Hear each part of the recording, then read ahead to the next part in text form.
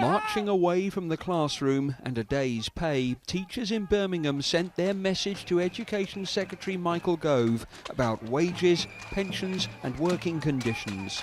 It's not sustainable, the long working hours that we're doing. In the 10 years that I've been teaching, I've noticed the workload go up and up. Hours of work are extortionate.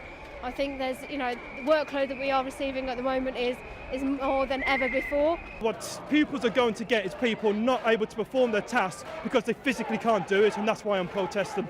Today's strike was by just one union, the NUT, but it closed or partially closed thousands of schools.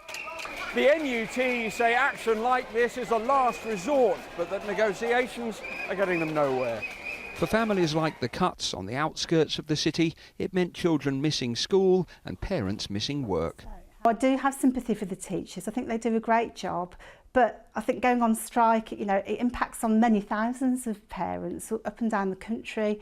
So I think really that they've got to understand that we can't afford to support them in the way that they were used to. And they've got to move with the times, as everybody else has had to move with the times.